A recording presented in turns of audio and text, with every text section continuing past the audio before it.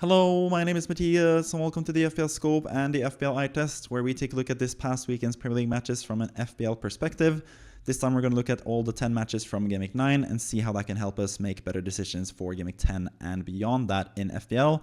So far so good for me. I have done a lot of good decisions this season and I'm 40k overall. I've had 8 straight green arrows, so yeah, it's looking pretty good for me so far in Fantasy Premier League. And one of the reasons for that is the fact that I have backed Arsenal so far, especially their defense. I've had Gabriel since Game Week 1. I've had Timber since Game Week 7. So I've had a lot of points from the Arsenal defense in general. One of the players that hasn't really done too much for me in terms of Arsenal points is Gyökeres, who I've also had since Game Week 1, but at least I had him as captain in Game Week 2 when he had 12 points against Leeds. But other than that, it's been pretty lackluster for Gyökeres. And this game was sort of the same. Like, he had a couple of good chances. He had especially one corner chance where Gabriel also could have scored, but Gyökeres was super close to scoring. And people don't really talk about it because it wasn't really apparent at first that he actually got a touch on it. But he did get a touch on it, and it probably made sure that Gabriel didn't score on that chance. But Gyökeres, again, I don't think he took his chances well this game. He had especially one opportunity where he had the chance to just go forward and score. He was like in between a couple of Palace players, but he could have like just taken charge and gotten a big chance of it. But he sort of he got possession, kept possession, and kept it in within Arsenal. But he could have scored in that chance. I think Holland, for example, would have scored in that opportunity. So Gyökeres continues to deceive a bit when it comes to Fantasy Premier League points. But he did look good and scored twice in the Champions League against Atletico Madrid in midweek. So I think he's still like a decent hold for Arsenal players. But this game was not really about attacking players. Gyökeres also had the unfortunate thing that he faced Lacroix, who's such a fast defender. So it's going to be tough for him to outpace him and actually outduel him that way. So it is a tough matchup against Crystal Palace. But I think this is what this game was about. It was defensive quality basically from both teams. Arsenal, we know, are a really good defense, but Crystal Palace keeping Arsenal to 0.92 XG is also fantastic. So Crystal Palace, we've seen them in the few game weeks prior to the match against Arsenal. They've just been guns blazing, gung-ho, trying to go for as many goals as possible, and that has served them well. They were the best offensive team going into this game in the Premier League. But in this game, they sort of, as I've written in the main takeaway there for Palace, they sort of turn on the defensive flip, or they flipped the defensive switch, I guess, for this game, where they went more defensively minded, and they're really good at that as well. I think it's like the main thing for Palace now is trying to get like a team that is both good offensively and defensively, because so far this season, I think they started the season off really well defensively, not as good offensively, then they turned it on offensively, but weren't as good defensively, and now in this game, they were back to like the early season form of being really solid defensively, but not creating too much going forward either. But that is partly also due to the Arsenal defense just being fantastic, as always. They have just the best defense in a long while in Premier League, I think. And they are actually on pace to beating Chelsea's like seemingly unsurmountable 15 goals conceded over the course of the season so far, because they've conceded 3 goals from 9 games. That is absolutely amazing. So if you do that times 4, that's 12 goals. And that's 36 games, I think, if my quick maths are good. So with that pace, they are on pace to actually be better defensively than Chelsea in that season. And that's despite facing Liverpool and Man City already. Out of like half the Premier League teams that they're going to face, they've faced the 2 most fearsome offensive teams, or 3 even with Palace in this game.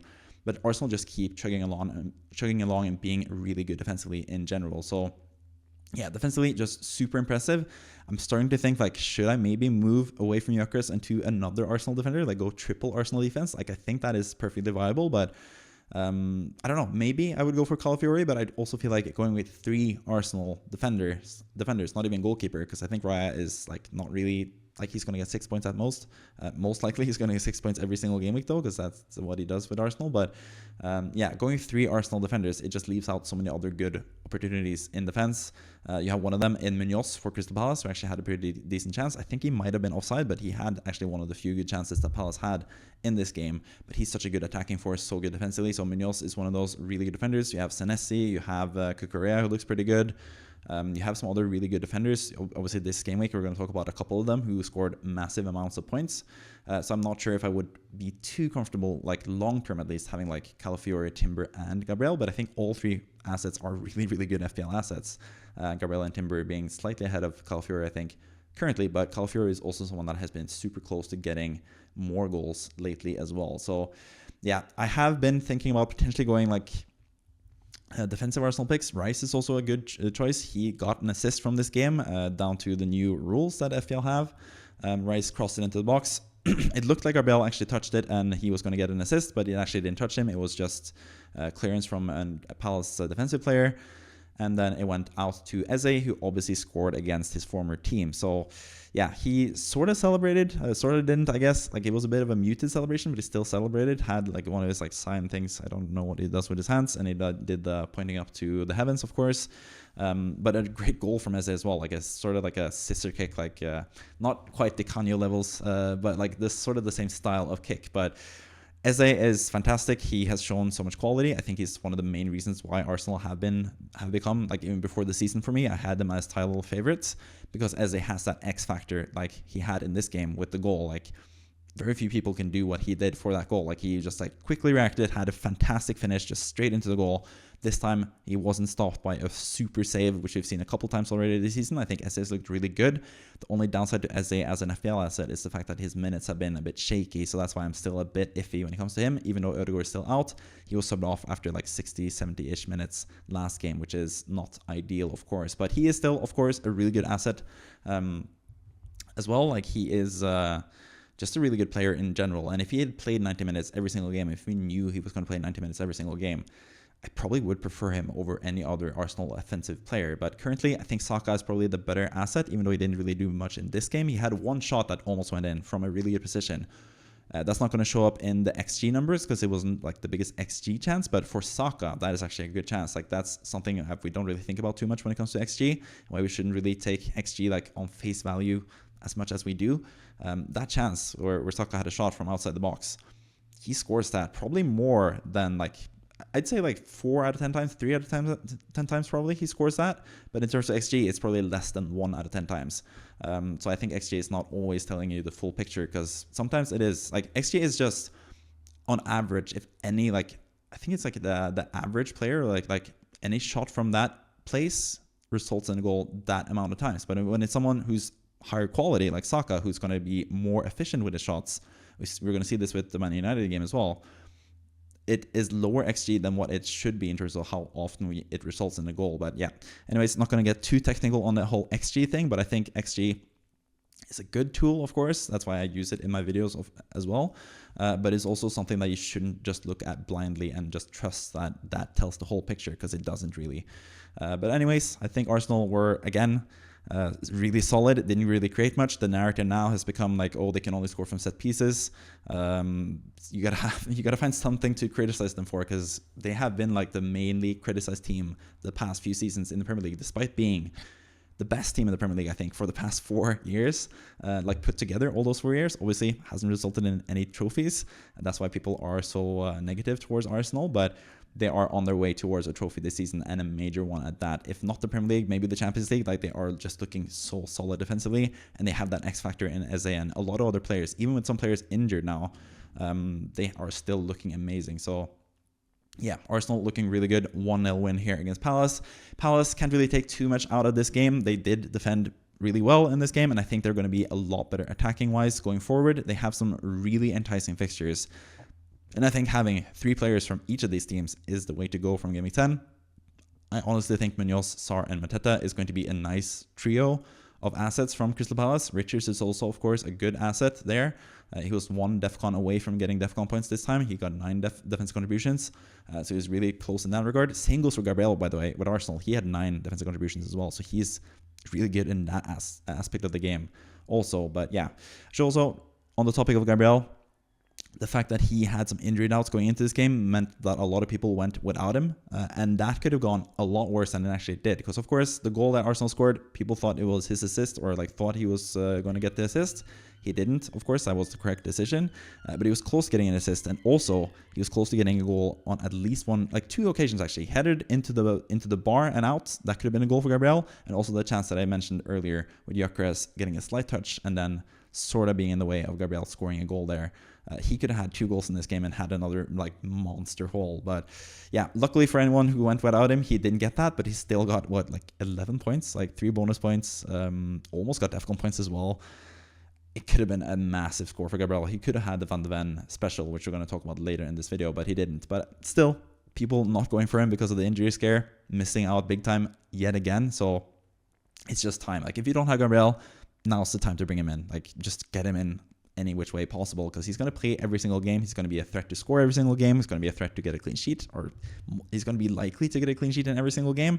He's even likely to get defensive contribution points as well in any given game. So I've said this for the longest time this season. That's why I had him game week 1. That's why I was super high on him and Arsenal in general this season, because he is just fantastic, a settled player for a really good Arsenal defensive side. And that's why he was the standout 6.0 defensive pick for me at the start of the season. And now he's the standout 6.5 defensive pick. He is well worth the money still as well. So Gabriel is obviously fantastic as an FPL asset. But yeah, a lot of time spent on this game. I think it was a pretty important game also for future game weeks. These are the two most important teams, I think, in general in FPL at the moment. Arsenal's fixtures aren't the best like long term, but in the short term they're still really, really good, with Burnley in the next fixture, which is fantastic. So yeah, Arsenal, great team to back. Palace, also a really good team to go for as well. I've seen a lot of content creators get a lot of Palace players in, and I think it's in due time as well, because game 10 onwards they're going to be a fantastic team. So yeah, Munoz, Sarr, Mateta, I think all three are fantastic. Richards, of course, is also a good option. Gehi, if you have him, keep him. They have some really nice potential game-winning players on both sides of the ball there, Palace. It just depends which Palace teams shows up. This time it was the defensive team, and they didn't get many points from that because they conceded and didn't score any goals. But next time it's going to be different. They had the toughest game on the schedule this time around, and they still looked pretty decent at that. So yeah, Palace good, Arsenal good. Probably try to triple up on both teams if I were you. I'm going to try to do that myself. I have 3 Arsenal players and 2 Palace players currently, and I'm looking to bring in Mateta. I'm going to bring him in regardless, I think. This next game week is just whether I should sell Gyökeres to bring him in or if I should sell Bowen. Currently, I'm leaning towards Bowen because West Ham, as we'll get to, looked awful yet again. But yeah. Next game, finally, we're going to go to Man United against Brighton. Maybe the second biggest title contender right now, Man United. And that is, of course, hyperbole and me being a bit facetious, but Arsenal gained 3 points this game week, with both Liverpool and Man City losing. But Man United are chugging along, their 3rd straight Premier League win, and it comes from their Premier League proven quality, as I've written there in the headline there for this game. They just have so many good assets. Of course, Premier League proven quality is also a nod to Welbeck, who was once again outstanding, scoring a free kick for Brighton. But when it comes to Man United assets, Mbeumo and Cunha came in this season, and they both scored in this game. XG overperformers strike again. They had shooting chances that weren't high XG, but they were more than good enough for Mbeumo and Cunha, who are really good finishers off the ball. You also have Fernandes, who's been a bit unlucky when it comes to XG so far this season. Of course, the 2 penalty misses is included in that. But I think Fernandes, actually, for what it's worth, has looked really good as an FPL asset. So I wouldn't be too fussed. If I had Fernandes, I would not do Fernandes to Mbeumo. I would rather look to potentially bring in both of them. But I think Nottingham Forest next game, away, looked like a really good game a couple game weeks ago when Ange Postecoglou was manager, but now I'm not sure if it's going to be as good as we'll get to when we talk about Nottingham Forest eventually. So yeah, I think having one Man United asset currently is good in their attack, but their attack is just super good. XG, again, not telling the full story, 1.29. Of course, several of these goals were long shots or shots from outside the box, but Man United are just really good at finishing those chances, and sometimes lucky in the Casemiro case. But Mbeumo and Cunha can score more of those goals from those positions. Like I talked about with Saka earlier, they are better at shooting from those positions than the regular XG or the average XG points or whatever percentage would tell you from those positions. So yeah, Cunha and Mbeumo scoring 1 goal each. Fernandes getting nothing apart from DEFCON points at least. He got 15 defense contributions, so 4 points for anyone with Fernandes as captain, or triple captain as my dad did. He always has Fernandes as captain and went for him in this game, which wasn't a bad idea because he looked pretty good. Man United scored 4 goals, but he was a bit unlucky not to get any more points from this game. But Mbeumo, the major beneficiary here, and that's the reason why you can see below me that I have a green arrow and a 40k rank, because I had Mbeumo in my team in this game week. I brought him in game week 6 for Salah just to fund the Haaland move up front, and he's just been fantastic for me, scoring 9 points against Liverpool last time around, 15 points against Brighton in this game. He looks like an amazing asset.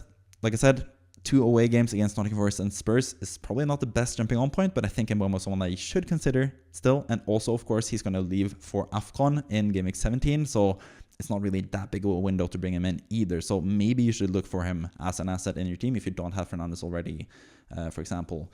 Man United continue to look really good, were the decisive winners in this game, I think. Like, despite the XG numbers, of course, they score early and they're not going to be as like offensively minded when they have the lead already, but they were cruising towards a win in this game. I think Brighton started the game pretty well for what it's worth. But then when Man United got that first goal, it was sort of all about Man United in this game until Brighton turned it on super late after some changes for both teams, basically. But yeah, Man United looking super impressive. Brighton as well, I have to mention. Danny Welbeck scoring the free kick, just looking like a good striker for them. Costolas as well, another striker who's a young up-and-coming player. He scored also for Brighton, made it a bit uneasy for Man United fans who were leading 3-0, and then all of a sudden it was 3-2. But then at the end, Mbeumo scored a really nice goal, which was also much credited to Bruno Fernandes, who let the ball go past him because he knew he had scanned the pitch and saw that Mbeumo was going to run into that space and have a good shooting chance. And Fernandes just let the ball pass him, and Mbeumo scored the decisive winner from that chance as well. So yeah, I think Man United are continuing to look really impressive. They have two like tricky-ish fixtures in terms of scoring goals coming up against Nottingham Forest and Spurs, but they're not bad fixtures either. Like, both Nottingham Forest and Spurs, especially Forest, have looked pretty bad under different managers so far this season, and they're still like not proven. They've only had one good game defensively, and they still conceded twice in that game against Bournemouth, as we'll get to. So I don't think it's like a bad game by any means, and I think Spurs, despite getting a 3-0 win away against Everton this game week, I think they're also a team that could be defeated and scored against several times for Man United as well. They had several chances against them against Everton, which we'll get to eventually in this video. But yeah, Man United assets really good, especially offensively. Defensively, I don't think there's anyone to go for here. Dorgu was again benched this time around. Maybe De Ligt, he gets DEFCON sometimes. He's like a pretty good player. I think he's actually had a really good season so far as well. He is showing his worth. Man United actually have some really good quality players in general, and they're finally clicking on most cylinders at least, and got a third win in a row.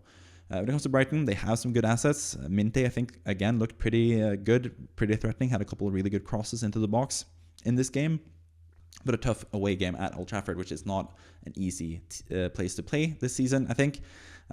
So yeah, credit to Brighton for sort of fighting back, but it wasn't enough because Man United had enough proven quality going forward and got the final winner in the end. Not a winner, but like a decisive goal for Mbeumo, who actually scored a 3-0 goal as well. So he was actually the match winner and decided the match, or like put the final nail in the coffin with a fourth goal as well. So Mbeumo, fantastic. Fernandes still looking good. Cunha is a good option. He is just such a good player. Finally got his first goal now. Maybe he'll kick along and be amazing in this part of the season, which was where he was outstanding last season for Wolves. But Man United has some really good assets. Of course, Casemiro getting a goal and assist and DEFCON points, also really good for this game. But in terms of being an FPL asset, long term, he's not going to be that good of an asset. He gets like a goal or assist here and there. He gets DEFCON points here and there. But he's not like a proven Premier League asset. He's proven in La Liga. He was fantastic for Real Madrid. But as an FPL asset, he's never really been a thing. Even with DEFCON points this season, he's not really like super good in that regard either, and doesn't really play all the time either. So yeah, don't really think too much about Casemiro despite him getting a lot of points if you're new to the game, I guess. Yeah, that's that game. Let's move on to the next one. We have Brentford against Liverpool. Once again, a Liverpool defeat. Their fourth straight, I think, in the league. Yeah, they won their 5 first games in the league, and then they lost their 4 next ones. I think like the answer is somewhere in between. Like, they should have lost a couple of those early games. They should have won a couple of those later games. But in totality, I think Liverpool's table position is kind of reflected in how good they've been so far this season. Finally, early season, they had way too many points after the first 5 games, of course. But now it's sort of evened out a little bit, and they have sort of ran into like a couple of unlucky things. But at the same time, looking at this game, you just have to give so much credit to Brentford. 2.75 XG in this game, more than Liverpool's 2.30. And it was like kind of a deserved win in the end. Like, Brentford are just really good. That's why I've written in the main takeaway, never underestimate Brentford. They lost Mbeumo, they lost Wissa, they lost their captain in Christian Nergård, which is what he says himself. They lost their manager in Thomas Frank, I guess, in Danish. Difficult to pronounce in Danish, even for me, who's a Norwegian. But anyways, like, they've lost so many key assets in their team, both in terms of managers and in terms of players, and they're still looking really impressive all of a sudden. Like, start of the season, they looked pretty bad, lost 3-1 against Nottingham Forest in the first game. I thought, like, for sure Brentford were going down, but Now, no, they're going to stay up. Like, they look amazing at home, especially.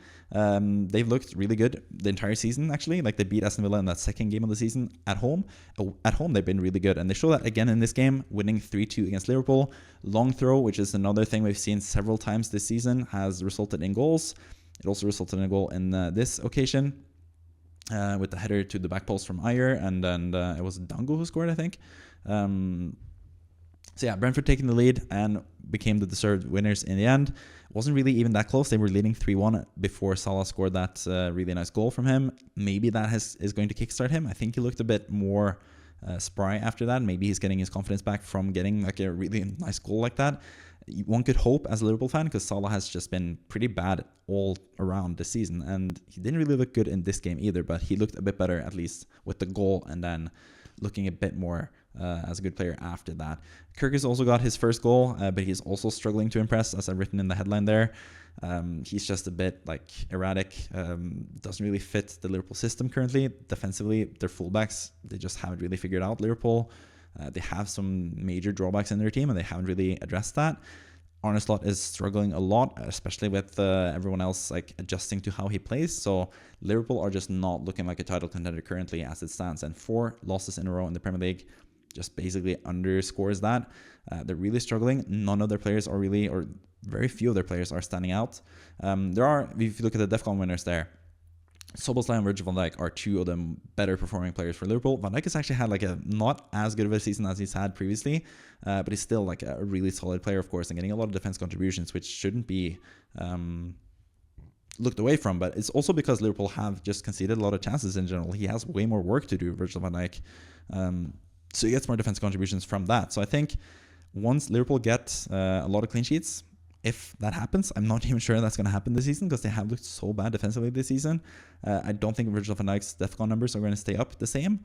So I think he's like, yes, he gets impressive DEFCON numbers, but I think that is with the detriment to clean sheet potential for Liverpool, or the other way around. When they have clean sheet potential, I don't think he's going to have the same DEFCON potential. So yeah, Van Dijk, it's tough to sell him as well, because Liverpool have just really good fixtures coming up.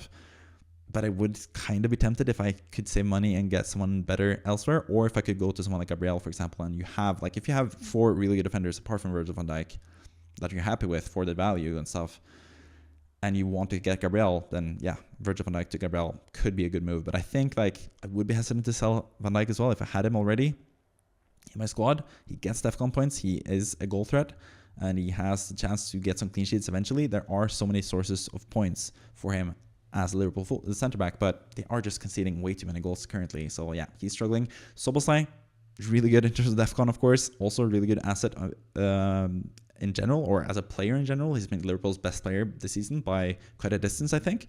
But he's like one of the few like attacking players that I can't trust from Liverpool. Salah is just too expensive. Isak is injured and out of form. Ekitike's minutes will always be an issue as long as Isak is right around the corner. Gakpo is sort of like a minutes risk. He looked a lot better against Man United in terms of getting chances. This game didn't look quite as good and was subbed off. Yeah, they just don't have any attacking players. Florian Wirtz is also just struggling to fit into the Premier League. I think he's going to come good eventually. I think he's shown some signs at least of improvement. But currently he's not like a full-blown starter for Liverpool either. So yeah, Liverpool just struggling to impress. Maybe Salah will find back his form in time for the easier fixtures from Game 13 onwards. But yeah, I don't really know about Liverpool assets. And I think now with Aston Villa and Man City in the next 2 games, it's probably the time to sell your Liverpool assets if you still have them. Even though they get better fixtures after that.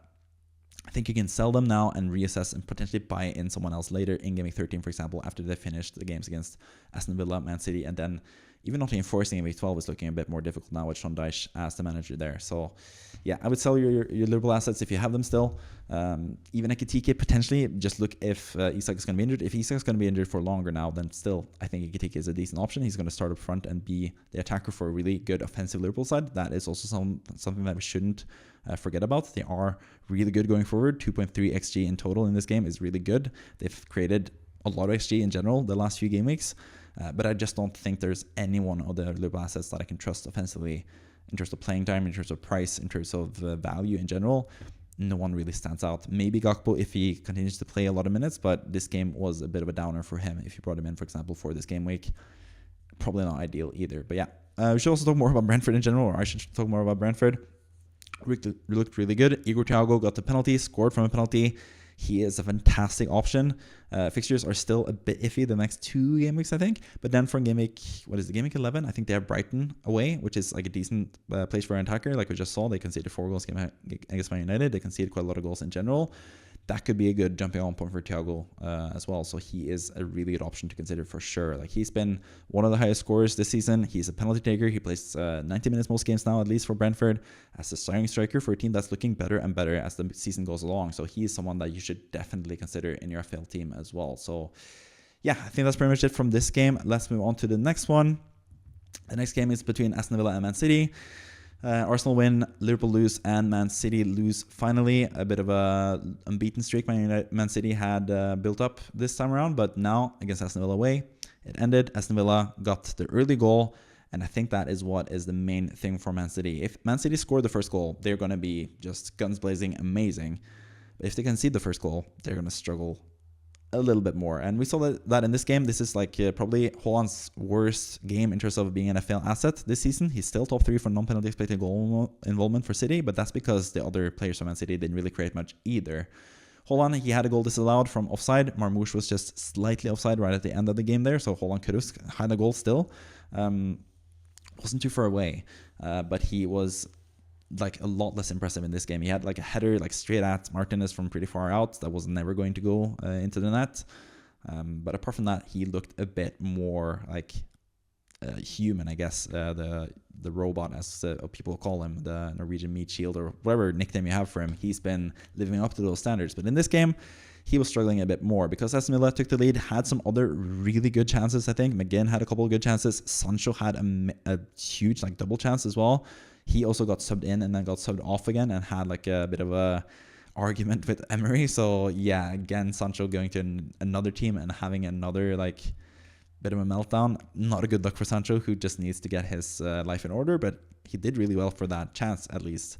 And could have easily scored in this game. But yeah, Aston Villa had some really good chances. Watkins also almost played through. That is something that is not reflected in XG, but if that pass was a little bit slower, that's probably a goal for Watkins from like really high XG. So that's again another reason why XG is not telling you the full story, but it tells part of the story. Aston Villa didn't really create, or like they created some chances. I think Aston Villa actually were deserved winners in this game.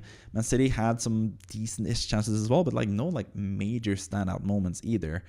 But yeah, I think Man City in general, just weaknesses are showing, as I've written there. I think Matheus Nunes has some major drawbacks as a fullback. I think their fullback system for Man City is also a bit like not ideal currently. Nico Riley has been pretty good at left wing-back for what it's worth, and Aitnour is coming back at that position. So left wing-back is fine, but right-back / right wing-back, Matheus Nunes, Rico Lewis, like I'm not sold on any of these guys as like the main assets from Man City. Guardiola actually had like a decent chance to get an assist. He got forward, won the ball high up the pitch. Could have had an assist. I think he's like the defensive asset to go for Man City if you want to go for someone. Maybe Donnarumma as well, who had another like decent game. Couldn't really do much with the goal from Matakash. Really nice finish from Matakash, who I'm also going to talk about eventually in this game, the match winner. But Donnarumma looks like okay, but I don't feel too good about having I'm in general, if you've seen my content before, I don't really like having 5.5 goalkeepers from the best teams. Because you just limit yourself in terms of assets, because goalkeepers are most likely going to get 6 points or 2 points. That's it, pretty much. You're not going to get that many points, especially from like these like major teams. Like they're not going to get many saves. Like that's the upside to having a goalkeeper from like a worse team. Like they can get a lot of saves on top of the clean sheets. That doesn't usually happen for any of like the big teams, like or the big main goalkeepers like Donnarumma and Raya. That's why I'm a bit more hesitant about bringing those guys in. So I think Guardiola is still my favorite pick in the defense for Man City. They're actually looking pretty good defensively in general this season. It is solid defensively at least in terms of numbers, also because they create a lot of attacks, and attack is the best form of defense. But also because they have some really good defensive players as well, especially Donnarumma, I think, has helped a lot in terms of keeping clean sheets or the clean sheet potential of Man City. And offensively, it's mostly just Haaland or nothing. And that's what we saw in this game. Haaland didn't really create much, and City didn't really create much as a result of that. So, that's the downside to City. I think that's like one of the more like major drawbacks. If you're going to look at Arsenal and say like, oh, they don't create enough from open play, then Man City, if they don't have Haaland to rely on, what do they create really? Like, they really struggle without Haaland being on fire, and I don't think he's going to be on fire for the entirety of the season, just like it has been. So like early season, he's always amazing early season. Every single year he's been that, but he hasn't like been as consistently that good for the entirety of the season for City previously, and that's why I'm like a bit worried with him, especially with the fixtures. I'm not worried. I'm never going to worry about Haaland, but like I wouldn't be too opposed going against him as captain, I think, for like a couple of these next game weeks when they have Bournemouth, who Haaland has struggled against historically at least. Against Liverpool, I think he can score a lot of goals. That's why I'm like, I was considering, because I have my wildcard left, I was considering potentially selling Haaland and bringing him back on the wildcard and getting 13, for example, after his tough fixtures now against Bournemouth, Liverpool, and Newcastle. But that Liverpool fixture, I think Haaland's going to be the best captain's option, and he's going to be potential hat-trick scorer in that game because Liverpool just conceded a lot of goals. I think that's going to be like a super high-scoring game. It's going to be a really fun game. And after that, people are going to talk about how Arsenal are boring, and people wish back to the times of Liverpool and Man City because they play more expensive football, I guess. But it's also down to them just not being as good defensively as Arsenal, especially not Liverpool. And that's why I think Haaland's going to be fantastic for that game. But against Bournemouth and Newcastle, he's probably still going to be a safe captaincy choice. He is a threat to score in every game, but there is opportunities to go against him as captain potentially as well. I'm going to talk about that more in other team selection videos, of course, but yeah. Aston Villa has to talk about them as well. It's probably a bit too easy for me to talk about just the big teams and not talk about the teams that actually beat them. But Aston Villa looked really solid. Another win for them in the league. Like, they are just looking a lot better than they did early season. They're looking more and more solid, especially defensively as well. Medicash just signed a new deal. He is someone that has scored twice this season. I don't think he's going to keep that up. I think both goals, shots from outside the box, it's not really going to be a lot of those goals throughout the season, but he is an attacking player. He is a 4.5 defender still for a pretty good defensive team in Aston Villa, so he's like a decent asset, I think. So maybe you should go for him, but I think the goal scoring, he's not going to keep that up. So in terms of like overall points, hasn't really been like the main guy either this season. I think he's like maybe top 10 point scorers. I should have checked that before the video, but yeah, I think he's like a decent option, but not like a super standout option either. But he's definitely someone that if you've kept him for this time, then you certainly deserve the points. Same with Konsa as well. He got his DEFCON points, which is super rare from him. He doesn't really get DEFCON points that many times, but against Man City, I guess it makes sense. You have to defend a lot more. You got a clean sheet, DEFCON points. So finally, if you have Konsa, if you started Konsa this week, for some reason, I wouldn't have before the game week, but if you did, congrats on the points because he got a lot of points this game week as well. But yeah, Aston Villa looking good. McGinn has had a lot of chances this season in general. Buendia has had a couple chances. Also, Watkins continues to just not get any points. Rodgers didn't get any points in this game either.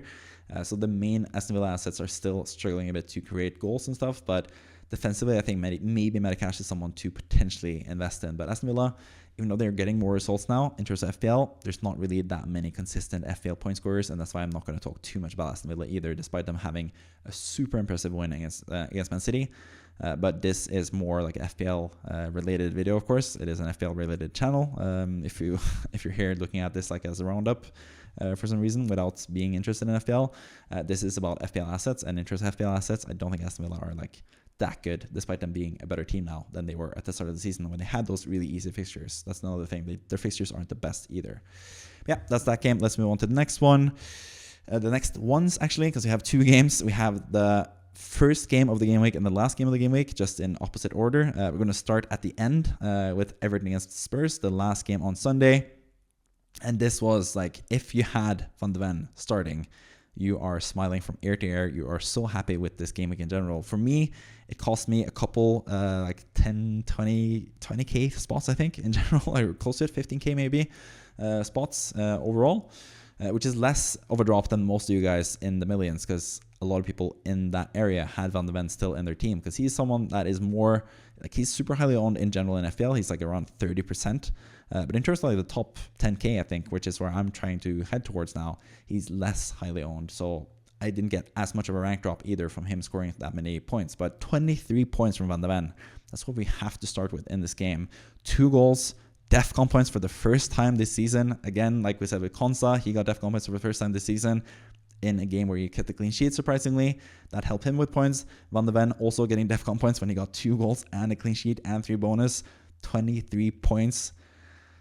Just such a huge positive for anyone that had him, kept him, started him in their teams, and such a huge letdown for anyone that sold him or benched him. Like, My co-host on the FPL Squad podcast, Kevin, sold Van de Ven this week against his favorite team, Everton, and yeah, he just had the worst weekend in general. We're going to get to that on the FPL Squad podcast. We'll go through his misery this weekend on that, but yeah, Van de Ven, so much pain for anyone that sold him or have had him recently. A lot of people had him started the season, but a lot of people that wildcarded, I think rightly, removed him from their teams because Spurs just have awful fixtures going forward. This is an awful fixture as well. Everton were undefeated at Hill Dickinson already this season. They have scored a lot of goals. They've scored in every single game, I think, apart from the first game of the season.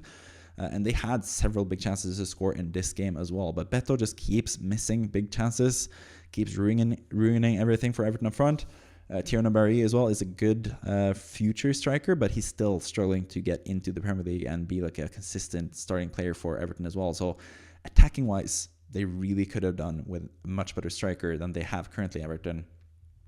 Maybe Richarlison, who got an assist and missed a major chance for Spurs. I know Spurs fans hate him, but he is still like better than what Everton have up front, and would have been such a huge positive to Everton and their attacking talents. We've seen Grealish have like a new lease of life with Everton. I think Richarlison could have the same with a reunion with Everton.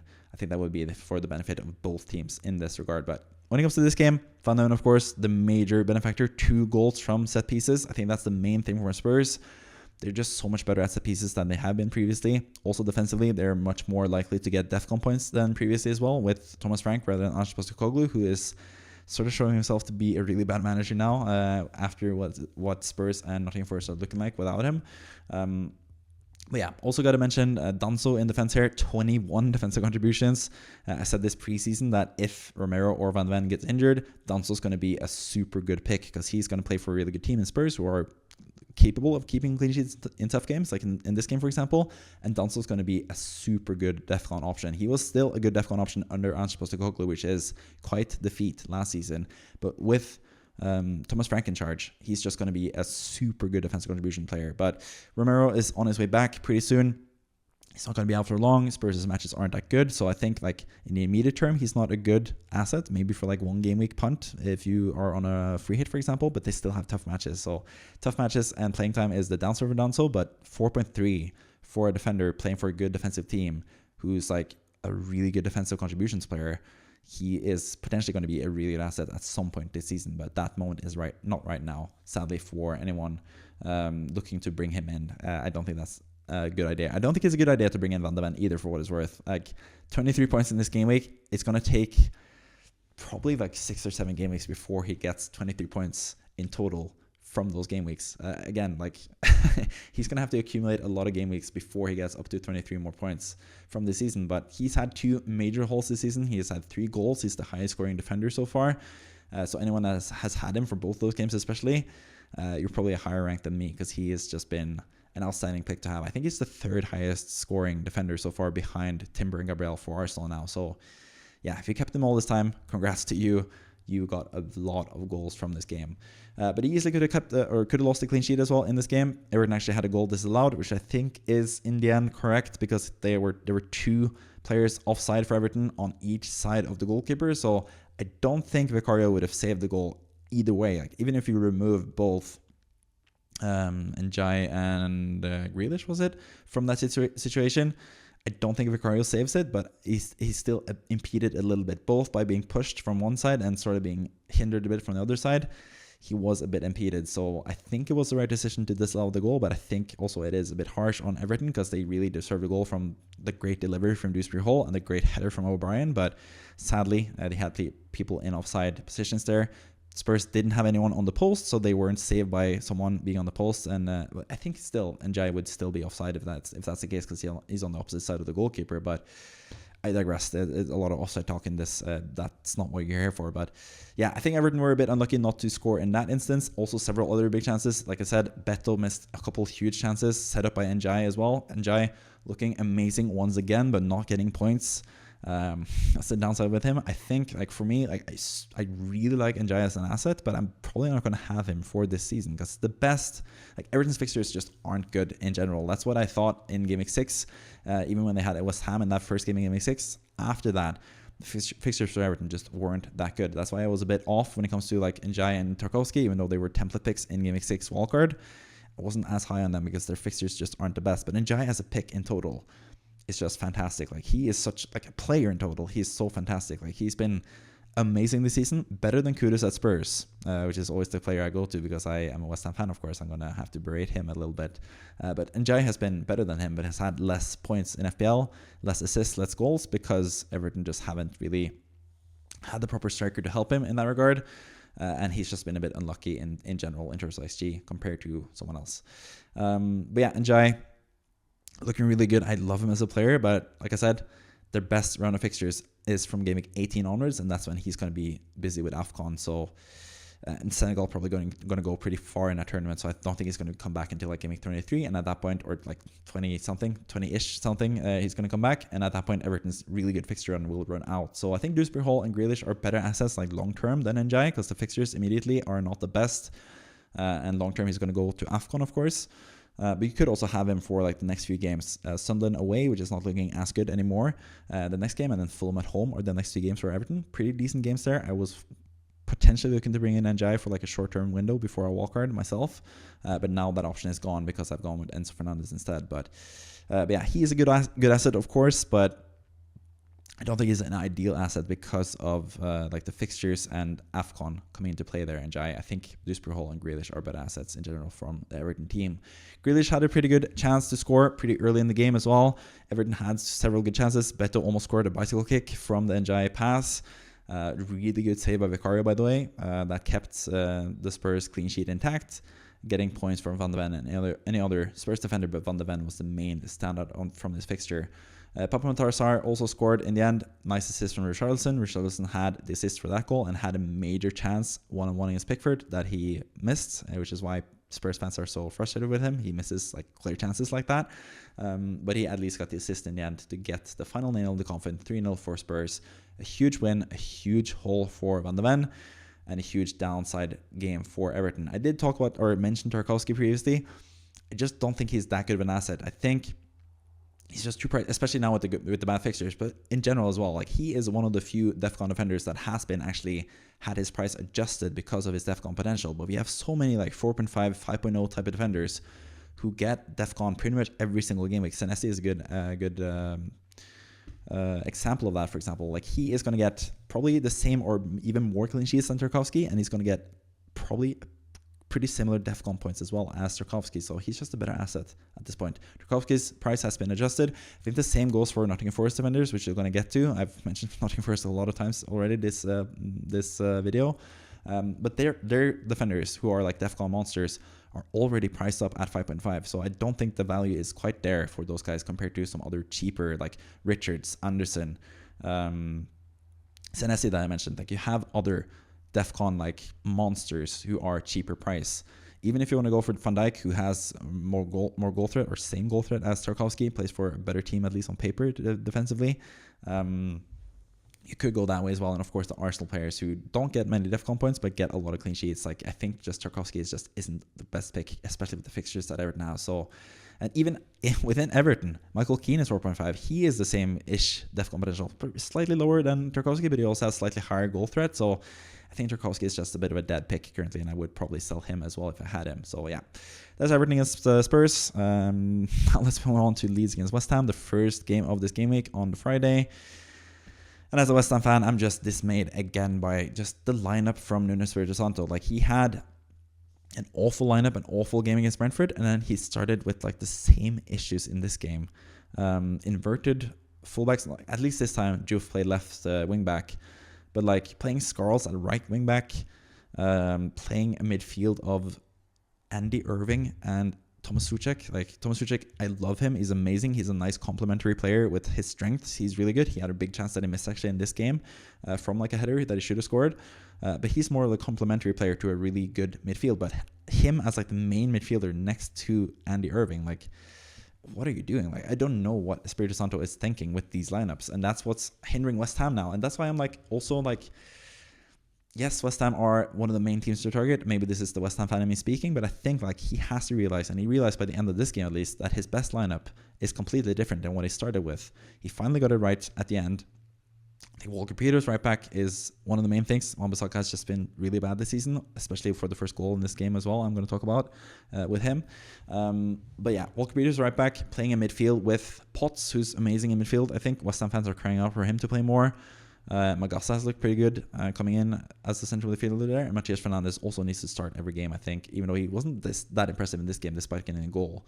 He wasn't as impressive, but he's key for like the structure, at least for the West Ham midfield. Paquetá as well is someone that could play there in midfield. I think they just need to sort out the midfield in general. Up front, you got to just play a striker. Like, you got to play Callum Wilson or Callum Marshall or whatever, or Fulkrug when he's back. Like, that has to happen. But without Fulkrug, West Ham just had no options up front, I feel like, especially with Nuno Espirito Santo just being hesitant to have Callum Wilson up front there. He didn't even start in this game either. That's another lineup mistake. Callum Wilson didn't start this game. Wasn't even subbed on in the Brentford game as well. So just clearly doesn't have the trust of Nuno Espirito Santo, but he has to trust him because he's like one of the few striker options that West Ham actually have this season. So West Ham are just a complete mess. But again, I'm leading with the bigger team. I could say against Leeds, probably not, but I'm leading with my favorite team, of course. But Leeds is still the story of this game. Of course, Rodon is the big story. I've written Van de Ven's Monster Haul for the Spurs game, and I've written Rodon's Monster Haul for the Leeds game. And Rodon, while he did get 10 points less than Van de Ven, he still got 13 points, which is absolutely amazing. He was also a couple minutes away from getting 17 points from the clean sheet that West Ham deleted in the end with Bowen crossing it into Matias Fernandes. But yeah, Rodon is just the best defensive asset, I guess, from Leeds. I've been going back and forth between Rodon and Gudmundsson for my wildcard drafts the last few game weeks, because I make a wildcard draft every single game week on this channel. And I landed on Gudmundsson this game week, and this was not the game week to do that, because Gudmundsson was subbed off early in the first half from an injury, and Rodon scored a goal and got all those points, DEFCON even, 11 defense contributions from someone that is like a decent DEFCON player, but not like a super good DEFCON player either. So outstanding from him. Aronson scored the first goal. I said I was going to talk about that. Just awful from West Ham in general. Cross into the box, open header, like bad first duel in the first place.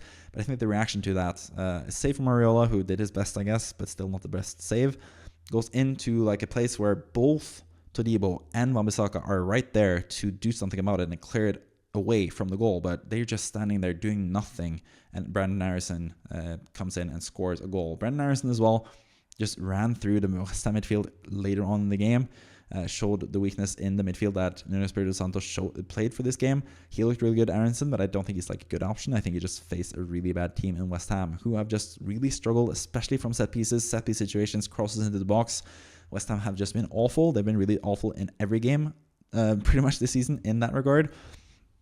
Apart from in Game Week 3, when I free hit it and brought in three Nottingham Forest players, Milenkovic and Chris Wood, to score goals in the box, that's when West Ham showed up and did actually really well defensively on corners and set pieces, of course, when I backed against them. But yeah, at least for me, as a Bowen owner, I got an assist from him. He had like decent XGI, at least from this game, but he's also like an asset that hasn't looked as good because West Ham just aren't that good. Bowen is an outstanding player. And now that West Ham are looking more likely to go down, I think, like, as a West Ham fan, I'm pretty fearful. I think they could change it around, but I am worried by quite a lot that West Ham are going to go down. And if that's the case, Bowen is going to have to go to a bigger team, not a bigger team because West Ham are massive, but he has to go to a Premier League team, of course, and he's going to show his worth for sure in that regard. But he's been a good asset in general in FPL, not too unhappy about having him so far this season, as you can see from my rank. I am pretty happy with having Bowen. He's been really good for me, especially not selling him for a job header in Game Week 5. Really happy with that. But yeah, he's the one that you could look to sell. He's the one that I'm looking to sell as well to bring in Mateta. But he's not like someone that you have to sell, of course. He has Newcastle at home, which is not ideal for attacking returns, even though Newcastle have conceded a couple goals lately. But then Burnley at home in the Game Week 11 fixture, which is where you would want him ideally. But I think Mateta might be too important to have to keep Bowen, for me at least. But yeah, defensively as well, just West Ham just conceding goals, not being good. West Ham are just not the best team. Leeds, though, I have to give them praise. Like, they are just a really good team. I think they have been more impressive than Sunderland. Yes, they are below them in the table, but I think in the end this season they're going to finish above Sunderland, because I think Leeds just are really solid defensively. They have enough firepower, at least offensively, to get chances. They have struggled to convert to chances sometimes, but against West Ham that's much easier because West Ham don't react defensively. So they do have some issues going forward, but defensively, I think they've been really, really solid this season. 0.65 XG in total from West Ham. not the best. Of course, Leeds are that's credit to Leeds and Rodon and all those defensive players. So I think Rodon is a good asset. I think, any 4.0 defender from the newly promoted teams look pretty good at the moment. But yeah, the downside to Leeds and Sunderland for that matter, and Burnley even, is that their fixtures are getting tougher and tougher now. This was one of the few really good fixtures that Leeds have left in the first half of the season. And they took advantage with 13 points for Rodon, of course, but they did also lose the clean sheet in the end from a bit of a random goal from Matheus Fernandes heading it and just extending the cross from Bowen there. But yeah, Leeds, really good team. West Ham, really bad team. Leeds deserved winners in the end. Let's move on from this awful game from a West Ham fans' perspective, at least. Next up, we have Newcastle against Fulham and Chelsea against Sunderland. A couple teams that we have referenced already in this video. First and foremost, Newcastle against Fulham. I think the main takeaway here from the Fulham perspective is the fact that Calvin Bassey had a nightmare of a game. 2 major errors that led to 2 Newcastle goals. The final goal was also a bit bad from Bernd Leno, who just basically pushed the ball straight into the feet of Bruno Guimaraes, who scored the winning goal for Newcastle here. I think it's quite notable, I've mentioned a couple times in the past already this season, that center midfielders seem to be getting more offensively to score goals this season than normally. And I think that also counts for Bruno Guimaraes, who's had a couple decent chances to score, and has actually had a couple goals for Newcastle this season. So he could be a potential good asset going forward for Newcastle. But currently, the best Newcastle assets are defensive suggestions. Even though they haven't kept a clean sheet in the past 2 game weeks, they have still a really solid defense. Conceded a bit too many chances, I think, for my liking as Fulham this time around. But Fulham did have Raul Jimenez back in the team at least, and had some other good assets or options going forward. And also, a lot of the XG is from that same chance that they scored the goal from. First, a really nice shot, I think, from Jimenez, actually, that was parried into the bar from Pope. And then it went into Sasa Lukic, who had a pretty easy chance to score on the rebound there. So I think, again, XG doesn't always tell the full picture. The one goal came from, of course, the goal was deserved. They got, 2 major chances in that chance. But they could have, at most, just gotten 1 goal from all of that XG from Raul Jimenez and Lukic in that instance. So yeah, sometimes XG doesn't really tell the full story, and I think Newcastle are still a really good defensive team. So Pope, still a great defensive asset. Burn and Malik Cha, especially in the Newcastle defense, I think are looking really good. I think Burn is slightly more, he's completely nailed, and Cha is looking nailed, but I wouldn't be super surprised if he was benched in any certain games. So yeah, I think those 2 assets are also good defensively.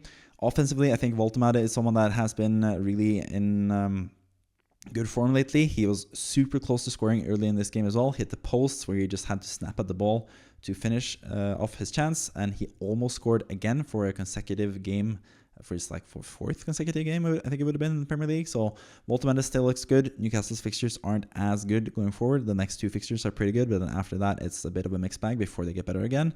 And by that time, once the fixtures get better again, I think Jan Wissa is going to be into the side again, and I'm not sure if that's going to be I'm not quite sure how they're going to solve that, because currently Voltemade is the only guy that I trust in terms of minutes, in terms of the attacking players for Newcastle.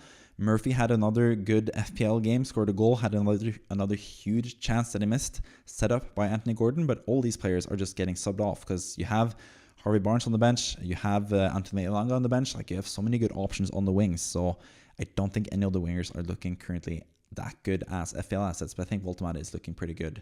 When it comes to Fulham, they are still good defensively, but as we've seen from the major mistakes, they do have an error-prone team, and they do seem to concede in every single game, despite having pretty good expected goals conceded numbers. So yeah, I don't really know if I can trust Fulham's defense, especially when Joachim Andersen is out. He is the main guy to have from Fulham defense. Once he's back, maybe you can have him back, but I don't think he's essential by any means. But he is a DEFCON monster, 4.5, really cheap, plays for, on paper, a good defensive team for Fulham, who could have a good defensive run if they have a good run of fixtures. But for now, it is a bit of an avoid, and I think also Joachim Andersen is going to be a bit doubtful before Game Week 12. And if that's the case, their best fixtures, I think their best fixtures in Game Week 10, they also have a good fixture in Game Week 12. Not sure if I would invest in the Fulham defense either. And offensively, Fulham don't really have too many players to choose from either. Smith Rowe started this game rather than Josh King as the attacking midfielder. He was subbed off and got injured, Smith Rowe. So King, maybe he's back to starting again, but I don't think you can trust him as an asset either, because at most he's going to get 70 minutes before he gets subbed off for Fulham. So yeah, offensively, Raul Jimenez maybe in better runs of games, but Jimenez and Muniz have also been switching up who's the starting striker this season. and I don't think you can really trust either of them to be a good asset going forward. So yeah, that's the game between Newcastle and Fulham in terms of FPL assets. Let's move on to Chelsea and Sunderland. Chelsea have a lot of like good potential assets, but none of them are really living up to the potential, especially not in this game. Joe Pedro, yet another game without a shot in general, not on target. He has good fixtures, of course, still. Chelsea have Spurs away, which is tough the next game week, but then they have 2 fixtures against Wolves and Burnley. So the fixtures are really good for Chelsea still, even though this fixture looked like a good fixture on paper and wasn't actually in the end. But yeah, Joe Pedro, I think this is the time to sell him. The Spurs away game is the toughest out of the next 3, and I think he's just not showing enough as an asset. Also with Palmer coming back eventually, Liam Delap coming back eventually.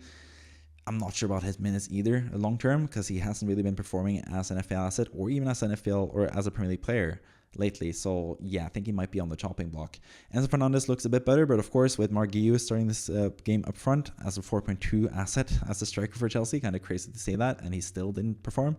With him starting up front, Joe Pedro was in like the 10, I guess, like as like a I heard FPL Raptors talk about it more as like a dual 8 between Joe Pedro and Enzo Fernandez. They're both taking up pretty high positions in the team, but I think Joe Pedro is still a bit more further forward than Enzo Fernandez in that system, and that puts Enzo Fernandez slightly more defensively.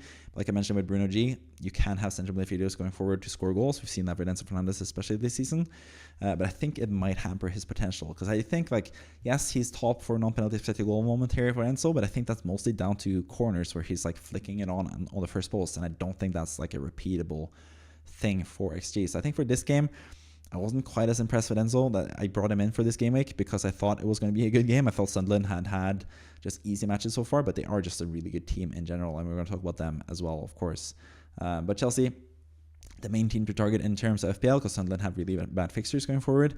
Chelsea have some really nice fixtures, but they don't really have that many good assets. I still think actually Cucurella is my favorite asset. He's just so attacking. He has the chance of getting clean sheet points if Chelsea can finally find back winning ways defensively this season. But yeah, he looks like the best asset in terms of both attacking and defensive potential. And Fernandez is still a good pick. He's still on penalties as long as Palmer is out. And Palmer's going to be out until at least game week 12, maybe even game week 13, which is when Chelsea's bad fixtures start. So yeah, and so he's a good asset. Joe Pedro, I think this is time to sell, especially for Mateta. I think that's a no-brainer for me if I had that option. I'm still like pretty certain I'm going to sell Bowen or at least Gyökeres. I'm going to get Mateta any which way, really.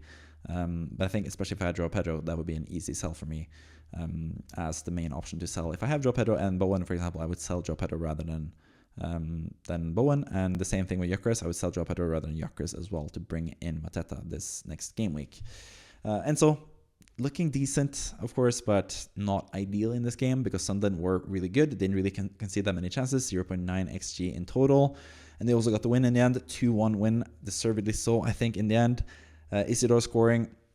Well, the first thing that happened was Garnacho scoring early on. Garnacho had another pretty good chance from the corner where Enzo flicked it on as well. So he looks like a decent option if he gets playing time. But the goal was an assist from Pedro Neto, goal from Garnacho. Not that many people getting FPL points from that. Sunderland turned it back and scored with Isidore getting a really huge chance in front of the goal, 0.8. I think most of that XG is from him getting that chance to score and equalizing at 1-1. And then in the end, it was Talby who scored, who's actually looked pretty good, like been in pretty good positions for Sunderland on that wing for them. He got up, and Brian Brobby did an amazing job just keeping the ball up the pitch, and Chelsea doing a really bad job of taking out the other Sunderland attackers and trying to make sure that the goal didn't happen. So yeah, Sunderland get the win in the end. I think it was deserved, and I think despite them having pretty easy fixtures so far, this was a huge test for them, and they've passed with flying colors. I think Sunderland are going to be perfectly fine this season. They're going to have no relegation issues. That's famous last words, of course, before they have a really tough slate of games. But I think they are just a team with more than enough quality in their side, even without Habib Diarra, who's been injured early season. He's going to be a really important player for them when he comes back. Even without him, I think they still look really good in general. So Sunderland, really impressed with them. Chelsea, not as impressed with them, especially from an FPL perspective. And I'm a bit annoyed at myself for buying Enzo and having a Chelsea asset despite him having good fixtures. I think like it's not like I don't know. I'm still like, I'm wondering whether I should have Enzo still in my Walker draft for next game week or not. He's still a decent option, but I think with Guiu starting or whenever they get Liam Delap back, I think he's going to be a bit more defensive. Of course, when Palmer comes back, if he comes back in game week 12, that hampers his chances in that game week, which is against Burnley or Wolverhampton, either one of them. So yeah, I'm like still not going to sell Enzo, of course. The next 3 games are good, really, really good. And he has shown a lot of worth this season, has had a lot of expected goals and a lot of expected assists. So I don't mind him, but I am a bit like slightly disappointed with him not getting any points in this game. I was kind of hoping for that for my transfer, but he could also rectify that against Spurs. I did, like I mentioned previously, I did bring in Mbeumo for game week 6. He got a 2-pointer against Brentford in what I thought was going to be an easy game that time around, and then after that he turned it on and became a really good asset for me. So maybe the same can happen for Enzo. I wouldn't sell him if I had him, of course, which is in my case. I'm going to keep him until game week 13 at least. But I wouldn't be too like fussed about bringing him in straight away either, especially with Spurs away in this next fixture. Just see what happens in that game before you make a decision with him. Same goes for Kukurea. I think he's going to have his moment eventually. He is someone that is going to get a couple goals this season. I think at some point this season he's going to be an amazing asset. That could be now, but I think I would wait and look through the Spurs game before I pounce on him for game 12 and 13, and even or 11 and 12, and even at that point. That's a bit of a short-term punt because Chelsea's fixtures from game 13 onwards are not the best, in my opinion. With Spurs, with Leeds away is a worse fixture than expected pre-season. Bournemouth, they face in that time as well. That's also difficult. Game 13, of course, is against Arsenal, which is the worst game to have. So I think the fixtures for Chelsea are coming up to an end now of being really good. And I think their assets aren't like that good. Kukurea or Enzo, definite keeps. Joe Pedro, definite sell. And that's the Chelsea thing with, the wrap up on Chelsea basically as FPL assets. In terms of being Premier League contenders, I think their squad is just too flawed. Like centre backs, not good. Tosin and blanking on the name, Chalobah didn't really do well for this game. Goalkeeper Sanchez just not good. Striker I think is a massive problem. Liam Delap is going to be a good asset, of course, but he's not like a slam dunk striker to have either. So yeah, I think they just have too many issues, Chelsea, to be title contenders, but they have some really good assets in place and some players that are coming back. Of course, Palmer is going to help tremendously. He's their most important player by far, but he's out for the good fixtures that they have as well. So Chelsea assets also not the best despite them having good fixtures. Let's move on to few more fixtures. The last 2 fixtures that we have this game week for this really long video in total. Bournemouth against Nottingham Forest. This was a really interesting game for me. How are Bournemouth going to cope with Nottingham Forest and the Sean Dyche defense? Because I was really impressed by Bournemouth midweek against Porto. They beat an unbeaten, at that point, Porto team in the Europa League, which is super impressive under Sean Dyche. This game, they didn't concede much in terms of chances either. They didn't create much in terms of chances. That's the downside to Sean Dyche. But I think Forest is going to be more like a low-scoring. They're going to be back to the basics now. They're going to be a low-scoring, low-conceding type of team now. It seems like that from the first 2 games already. They got 2 penalties against Porto. That's how they scored against that team. And they didn't score in this game because they didn't really have that many chances against Bournemouth. But Bournemouth also, for what it's worth, didn't really have that many chances. The first goal was from a Tavernier corner kick, just straight into the goal. Really bad by Sels, who's had a terrible season after having like an amazing season last year. He's been pretty dreadful from Forest, and I wouldn't be too surprised actually if he was dropped either. They have that, was it John Victor or something from they bought from the Brazilian league. He almost was brought in as the starting goalkeeper for West Ham, so he could be starting over Sels at some point. But yeah, at least the defensive players are really good. They have really good defensive system in place already, or defensive players in place already, which I think is why Sean Dyche can just step into the team and make a difference immediately. Like, Nuno Espirito Santo is good defensively, but has taken over a West Ham team with horrible defenders and horrible midfielders. But at least Nottingham Forest have really good midfielders. Douglas Luiz and Anderson are really, really good. And their centre-backs, Milenkovic and Murillo is back from this game as well, are also really, really good. So I think Nottingham Forest are going to be a really tough team to break down. And that was the case in this game at least. Bournemouth with only 0.59 XG, which is very low for them. They are a really good offensive team. But they did get the win in the end with 2 goals and didn't concede either against Nottingham Forest, who are going to struggle offensively with Sean Dyche as manager. So yeah, the goals, Tavernier from a corner, straight from that, bad from Sels. The other goal was Krupi Jr., once again delivering as a 4.5 attacking asset with Evan Nilsson out injured. And I think like with the last 2 fixtures, he is giving this a shot in terms of being the next starting striker for Bournemouth. He's really young, really talented Krupa Jr. We do expect Tevin Nilsson to be back in the starting lineup once he's back fit. That could be next game week already, but he is out for like short term, maybe out for next game week, maybe back for game week 11 or 12 at least after the international break. But I think Krupa Jr. has at least giving himself more time in terms of getting minutes for Bournemouth. He had a really well-taken goal in this game as well. Long shot from outside the box. Again, could have question marks with cells, but I think I should rather praise Krupa Jr.'s shot. He is just a tremendous ball striker and a really good striker in general. Really good up-and-coming FPL talent who I would consider, especially on a wildcard, for a really cheap price, even though his fixtures or his playing time is going to dwindle now. I think he is someone that could get more minutes eventually this season. When it comes to DEFCON, Senesi wasn't even close to getting DEFCON in this game because Nottingham Forest is that type of team. You don't really expect many DEFCON points against them when they have Sean Dyche as the manager. But I don't think that is any cause for concern with Senesi and DEFCON going forward. I think it was just a bad matchup for him, DEFCON-wise, but at least he got the clean sheet, also got a yellow card and got 5 points in the end, which is not what you want from a 5 points. You'll take that from a defender, of course, any day, but for a defender that gets a clean sheet, 5 points is the lowest possible thing you can get unless it's a red card, like we saw with Konsa earlier in the season. Triffer got the DEFCON points, so at least 11 DEFCONs from him. He's a really good asset. I think he's the 4.5 defender to go for, because for this game, they actually started Milosavljevic, can't pronounce his name properly, rather than the other center back that I'm also forgetting his name of. Really well done, Matthias, for this video. But yeah, so yeah, I think Senesi or Trifert are the main guys to go for Bournemouth defense, or Petrovic for that matter as the goalkeeper. I think he's still a really good value at 4.5. He got 8 points from this game, so really good from him also. So yeah, that is Bournemouth and Nottingham Forest. Not too much to talk about in this game because very few goals, but both these teams are solid defensively. Bournemouth are really good offensively, but I think Nottingham Forest now are going to be pretty good defensively as well. And I think it's not going to be the best matchup for the likes of Mbeumo, like I mentioned already. Don't think Nottingham Forest away from home is going to be the easiest fixture now as it was under Ange Postecoglou. So I think that's something to take note of going forward into the future. And finally, a fixture between two relegation candidates, which was a really exciting game, but is also between two like not so exciting FPL asset teams. Wolves at least got their first piece of Strand Larsen goals this season with him scoring from a penalty. First penalty for Wolves in a while as well. I don't think they got a penalty the whole of last season.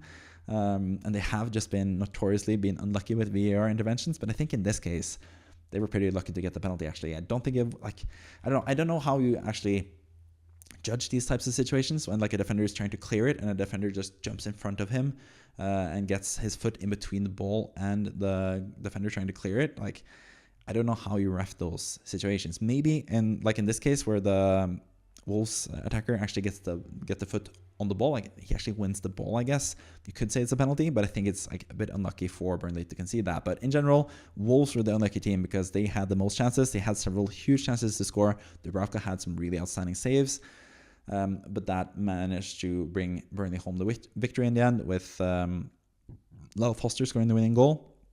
But the main thing from Burnley was Quindlich, Hartman in defense, and Zian Fleming up front, combining twice for 2 goals, which was amazing for them. Fleming with two really nice goals, especially the first one. Fantastic finish, ball over the top, and he just puts his foot to it. Like, simple finish, but such a beautiful finish as well from Fleming. Scoring that goal, gets another goal, more typical striker-wise. Ball into the box, Hartman passes it into the middle of the pitch, or middle of the box, I should say, and Fleming making no mistakes in front of goal, and that gave Burnley 2 goals. But Wolves also scored 2 goals, one from the penalty with Strand Larsen equalizing for 1-1 on the penalty spot, and then Munetsi scoring a really nice goal. He's in good positions. I think he's one of the better assets from Wolves. If you're looking at Wolves players, I don't know why you would, because they are just a really bad team this season. And Krejci also, I think, got an assist in this game from that Munetsi goal, if I'm not mistaken. Or he won the penalty, I can't remember exactly. But he's listed up as a centre-back. He plays midfield sometimes. He has gotten DEFCON points sometimes. He's just a really good goal scorer in general, whether he plays as a centre-back or a centre midfielder. So if Wolves, for some reason, get their shit together at some point this season, he could be a good option. But currently, just stay away from Wolves. Even their attackers, this was their prime fixtures to bring in anyone from their attack in Munetsi or Strand Larsen. So I think it's a bit too late to go for Wolves assets in general, and yeah, they're just really struggling, and they keep conceding super late. Like the last few games against Spurs, against Brighton, and against Burnley, they had more than enough chances to win all those games.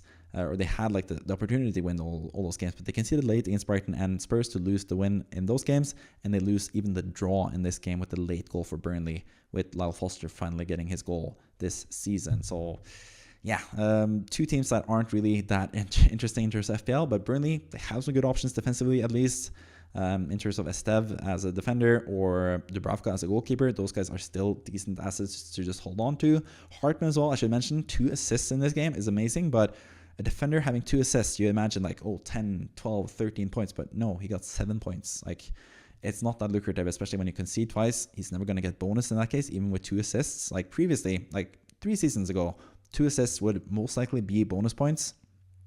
But this time around, or now, with so many minus points in terms of BPS, like bonus point system points for conceding goals, when you concede 2 goals, it's a wraps when it comes to getting points defensively. So Hartman could have been like an amazing score with 2 assists, but 7 points is not ideal. No DEFCON points either. He's okay for DEFCON points, so he is probably the best 4.0 defender. I think he's 4.0. Correct me if I'm wrong if he's 4.5, but he is probably the best cheap defender for Burnley. But at the same time, I think relying on DEFCON points rather than assists is the main thing to go for these types of teams that will concede a lot of goals like Burnley will do eventually. But yeah, Dubravka deserves credit for that final save from the shot from, I think it was Santiago Bueno.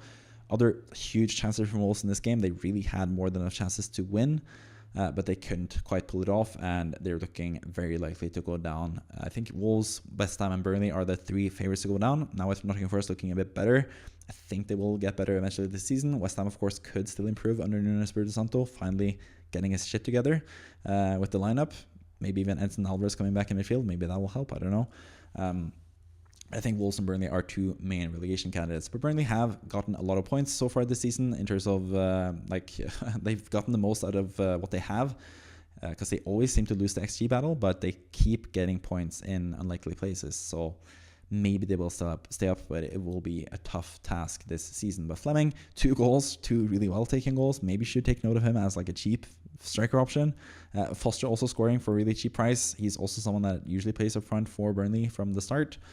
But I don't think Burnley assets are really that interesting unless it is the likes of Dubravka, Esteve, or Hartman in defense for a really cheap price. So that's it. That wraps up the whole video. Been a super long video in total. I hope you've enjoyed it. I hope you enjoy watching these, because they don't really do that good in terms of numbers in YouTube. So if you would like the video, if you've watched all the way through, then definitely like the video and help me in the algorithm. Comment down below if there's anything you have taken notice of that I haven't mentioned. I haven't mentioned most things, I feel like, in this video, but maybe I missed something. Please let me know in the comments, or if there's something you disagree with, please let me know in the comments. I always appreciate every comment, whether it's praise or criticism. Always nice to see comments, and it helps in the algorithm, of course, but ideally would be something constructive, whether it is criticism or praise. But yeah, thank you for watching. I hope you enjoyed it. I sort of enjoyed making it. It was also a long video where my mind was went a bit blank a couple times, and that's probably going to happen if I keep talking, so I should just end the video right there. Thank you for watching. See you next time. Bye bye.